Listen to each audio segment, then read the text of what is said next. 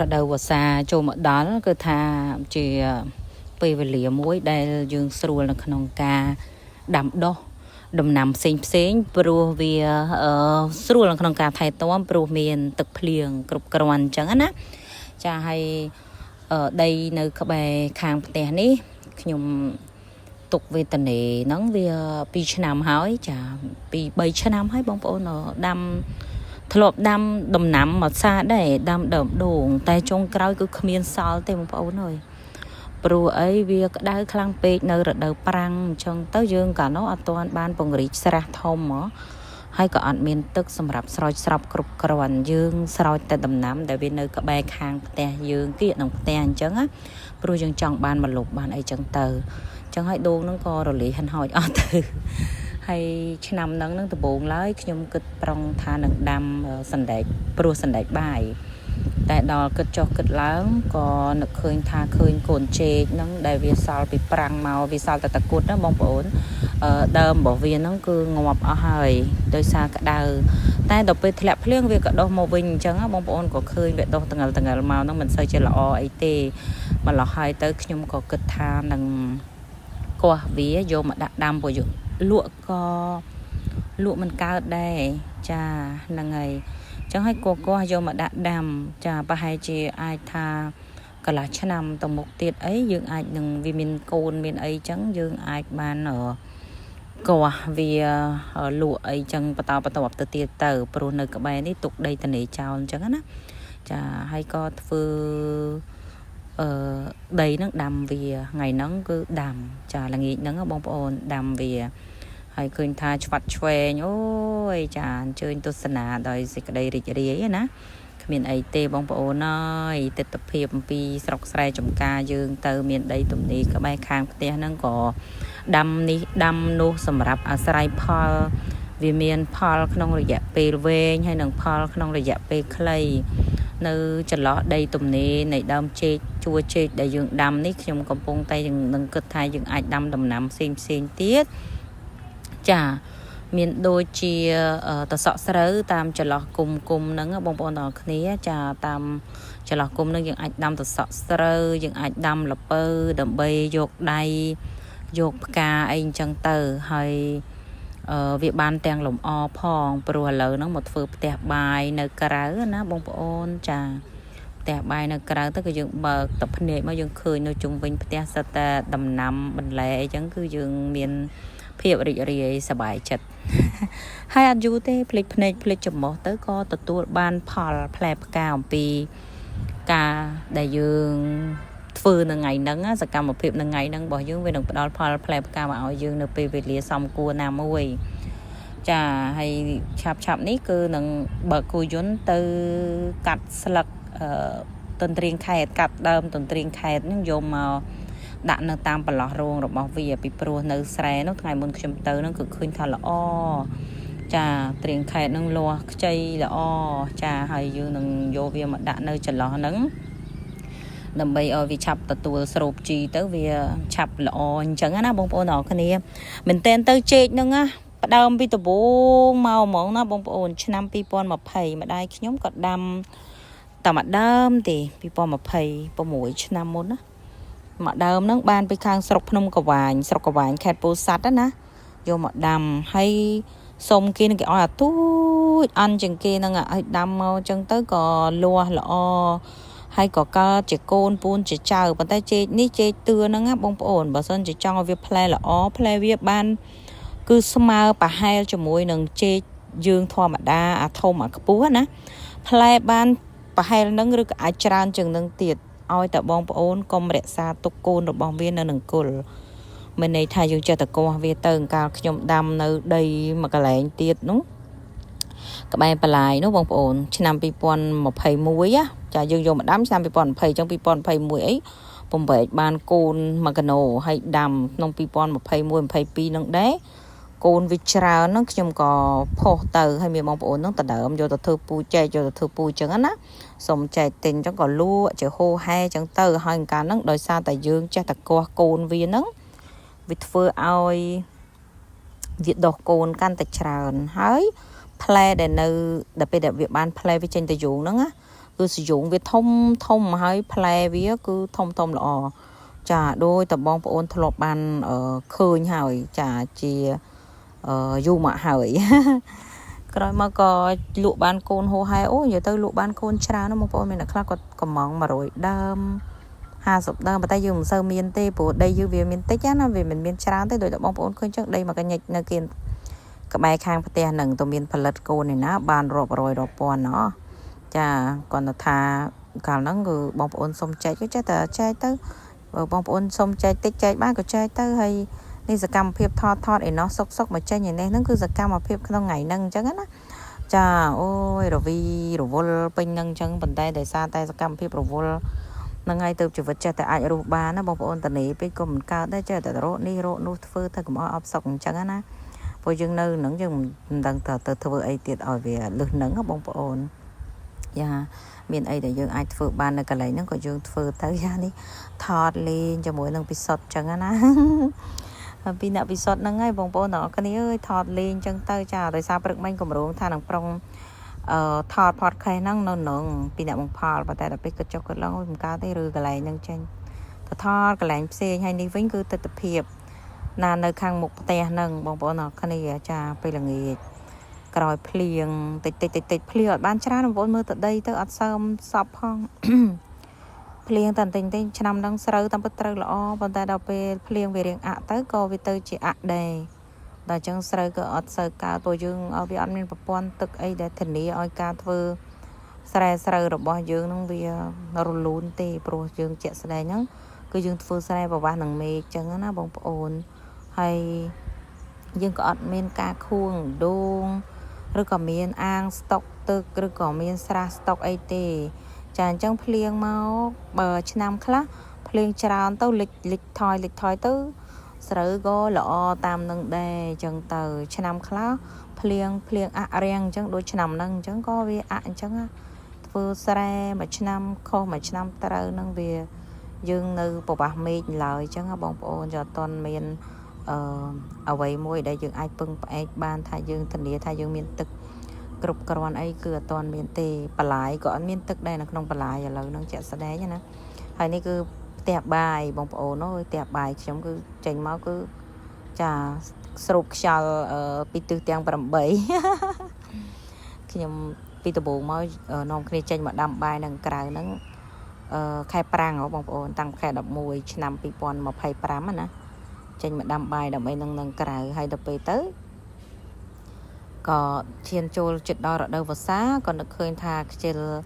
จารือไอวันตลอดจูขนมวิ่งก็สร้างซองกันไหลดำใบนั่งหนึ่งตือให้เขียมมันฟือไออ้อยเวียทาอ้อจาไออ้อเต้บงโอนกูบ่มน้องนั่งคือทาฟือนึกเกียนึงแต่ได้อ้อยเวียนเมียนตะบูบังกับอ้อยทาไป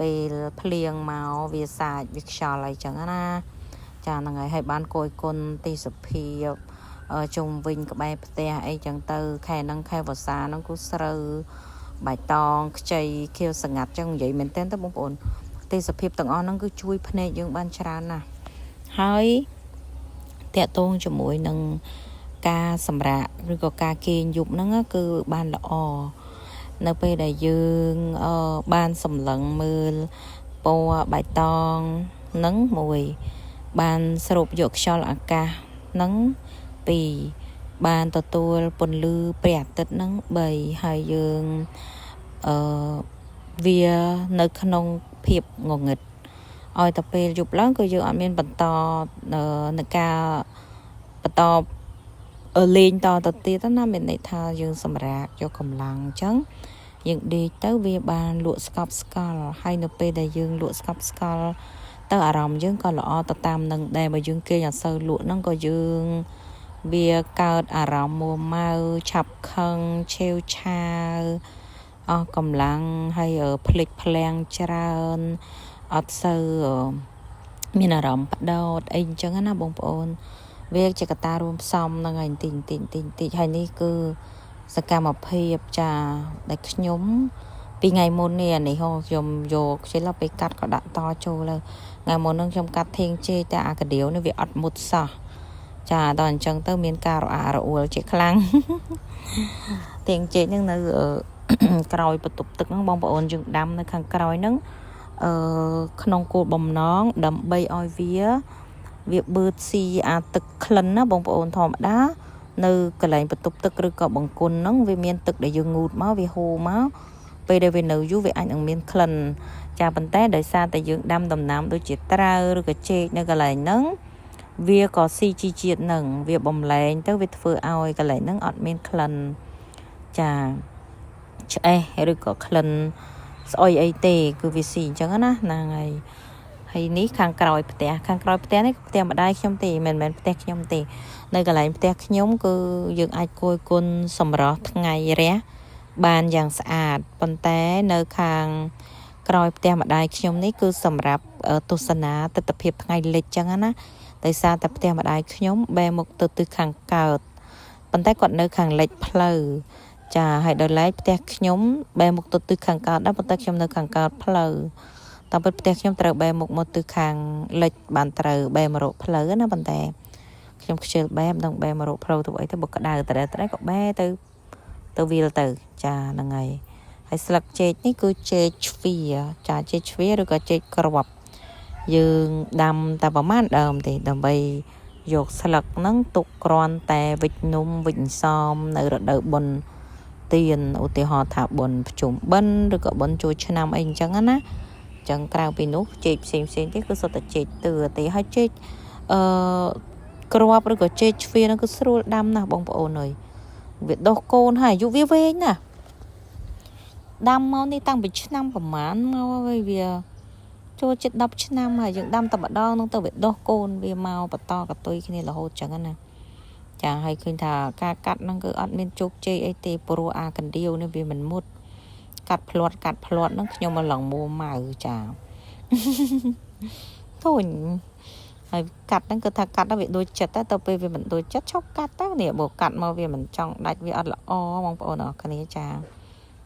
រអួលអញ្ចឹងណាហ្នឹងហើយដល់ពេលអញ្ចឹងដូរចេញតែម្ដងគ្មានខ្វល់ទេចា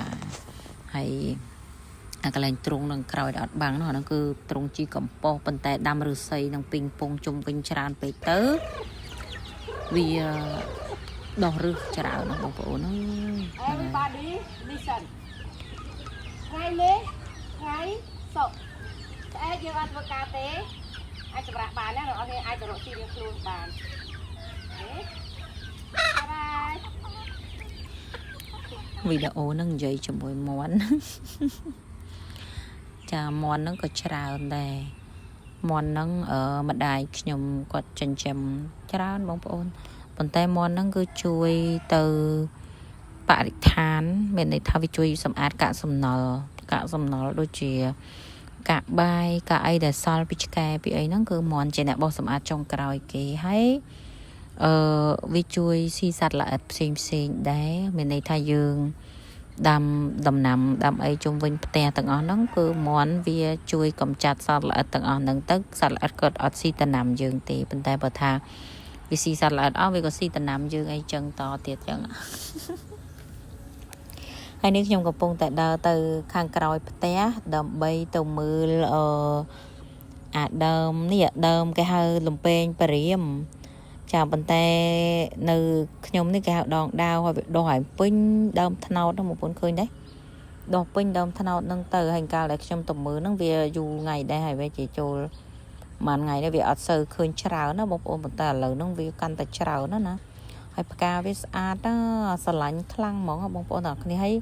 និយាយពីថាសាច់ដុះហ្នឹងគឺវាដុះមកឡងតទូចាហើយខ្ញុំកាត់ស្លឹកវាហ្នឹងមួយសា2សាហើយកាត់ហ្នឹងដើម្បីច្រាំធ្វើថ្នាំលក់ហើយយើងក៏អត់ដឹងថាវាត្រូវថ្នាំអីដែរណាប៉ុន្តែមានគេទិញចានេះគឺថាចង់ទាញវាបេះវាយកមកដាក់តាំងណាប៉ុន្តែបេះអត់បានទេបងប្អូនអើយ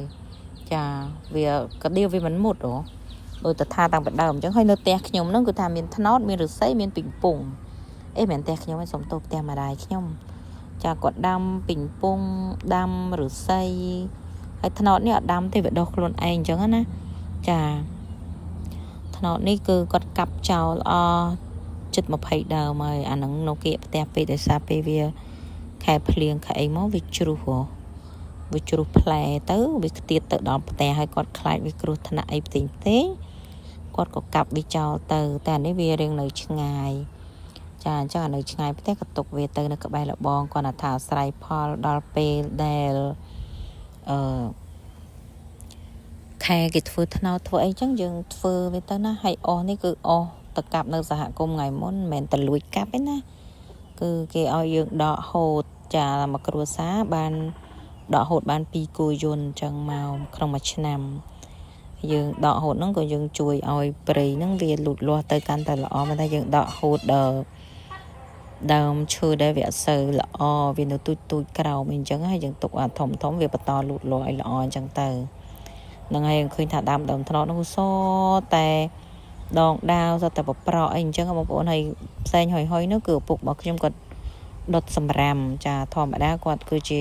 អ្នកស្អាតចឹងបងប្អូនអាចមើលបរិស្ថានជុំវិញផ្ទះហ្នឹងគឺស្អាតចឹងណាចាហើយគាត់ប្រមូលសម្រាមហ្នឹងដុតហ្នឹងយកទៅណាជីហ្នឹងគឺយកមកដាក់នឹងដំណាំនឹងដដែលទេចាគាត់រស់មានស្លឹកត្នោតធៀងត្នោតស្លឹកស្វាយស្លឹកឈើស្លឹកឫស្សីអីផ្សេងឲ្យតវាជ្រុះគឺគាត់រាល់ថ្ងៃហើយសម្រាប់ហ្នឹងគាត់ដុតរាល់តែថ្ងៃហ្នឹងបងប្អូនដុតរាល់ថ្ងៃហ្នឹងហុយតិចចឹងទៅបងប្អូនឃើញនៅក្រោយហ្នឹងដើម្បីបានបរិស្ថានជុំវិញផ្ទះស្អាតអីទាំងអស់ហ្នឹងមិនមែនទៅសុកស្អាតទេអូយរវល់ថ្ងៃម៉ៃរវល់ល្ងាចហ្មងចាហើយវីដេអូនេះវែងបងប្អូនអើយ8-10នាទីមិនធម្មតាណាហើយខ្ញុំ voice over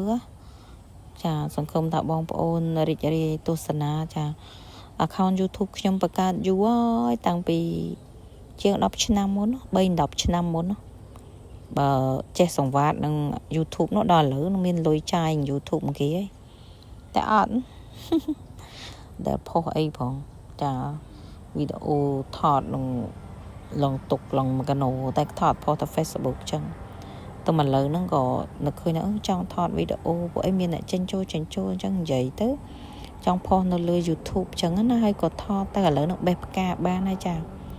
ហើយមើលអ្នកវាលស្រែគេនៅក្រោយផ្ទះខាងក្រោយហ្នឹងគឺបន្លាយបងប្អូនរំលងទៅស្រែនឹងមួយទៅដល់បន្លាយនឹងក្រោយហ្នឹងបើមានទឹកមានអីគឺមានត្រីយើងអាចបងសំណាញ់ឬក៏រីមងអីបានតែចាក់ស្ដែងឥឡូវក៏អត់មានទឹកទេហើយអាកាសធាតុហ្នឹងខែវស្សាទេប៉ុន្តែឡើងដូចខែប្រាំងចាគឺវាអត់មានភ្លៀងណាដីឡើងហើយគាត់ថាស្មៅវានៅខៀវដោយសារតែពីថ្ងៃវាមានរលំម្ដងតែវាអត់ដែលមានទឹកជោគជាំណាហើយកន្លែងនេះមិនថាអត់ធ្លាប់លិចទេណាធ្លាប់លិចតែនៅពេលដែលទឹកច្រើនខ្លាំងណាបងប្អូនភ្លៀងជាប់គ្នា2-3ថ្ងៃអីវាលិចហើយប៉ុន្តែលិចតែ1ថ្ងៃ2ថ្ងៃអីទេនឹងអត់អីទេចាឥឡូវវីដេអូហ្នឹងមានតែប៉ុណ្្នឹងឯងបងប្អូនឈានមកដល់ទីបញ្ចប់ហើយអរគុណច្រើនជម្រាបលាជួបគ្នានៅវីដេអូក្រោយទៀតចាអរគុណបងប្អូនទាំងអស់គ្នា